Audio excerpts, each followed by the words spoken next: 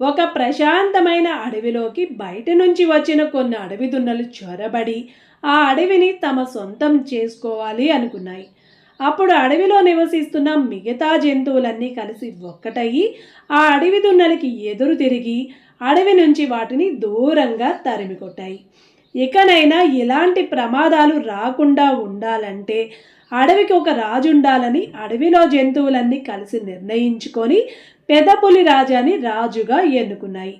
రాజు బాగా బలంగా ఉండాలని రాజుని బాగా మేపడం మొదలుపెట్టాయి. కొన్నాళ్ల తర్వాత పెదపులి రాజా తమ్ముడు చిన్నపులి రాజు అన్నకి ఎదురు తిరిగాడు. అన్నకంటే గొప్పగా నేను పాలన చేస్తాను అన్నాడు. అప్పటి నుంచి అడవి రెండు ముక్కలైంది. కొన్ని జంతువులు పెద్దపులి రాజా పక్కన, ఇంకొన్ని జంతువులు చిన్నపులి రాజా పక్కన చేరాయి. మారాజు గొప్ప అంటే మారాజు గొప్ప అని కొట్టుకుంటూ ప్రశాంతమైన అడవిని ప్రతిరోజు రావణ కాస్తులా మార్చేవి. ఈ పగ ప్రతీకారాలకి ఎన్నో అమాయకమైన జీవులు బలైపోయాయి. అలా ఉండగా ఒకసారి పెద్ద తుఫాను అడవిని అతలాకుతలం చేస్తుంది. కొండలపై నుంచి పొంగి పొరలి వస్తున్న వరద నీటికి అడవిలో ఉన్న జంతువులన్నీ కొట్టుకు వెళ్ళిపోతూ ఉంటాయి.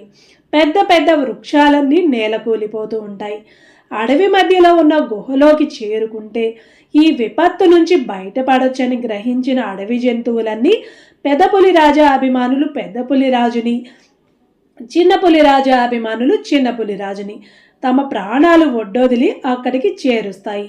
తాము నమ్ముకున్న నాయకులు తమని రక్షిస్తారని, గుహలో మిగిలిన స్థలములో తమకు ఆశ్రయమిస్తారని రెండు వర్గాలు నమ్మి తమ తమ నాయకుల వైపు ఆశగా చూస్తూ ఉంటాయి.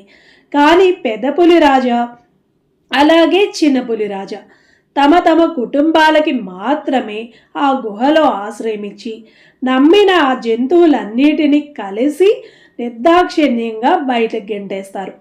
ప్రాణం పోయే ముందు నిజాన్ని గ్రహించిన ఏమీ చెయ్యలేని పరిస్థితుల్లో అలో లక్షణ అంటూ ఆ అమాయకమైన జంతువులన్నీ ఆ వరద ప్రవాహంలో కొట్టుకుపోతాయి.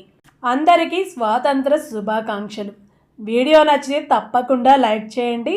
ఈ వీడియోపై మీ అభిప్రాయాన్ని తప్పకుండా కామెంట్ చేయండి.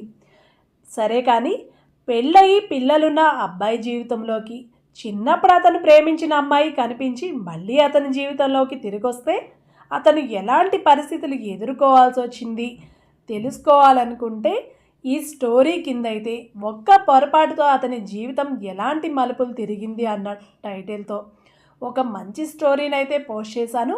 తప్పకుండా చూసేయండి. వీడియో నచ్చితే లైక్ చేయండి, తప్పకుండా కామెంట్ చేయండి. Please subscribe my channel. Thank you my friends.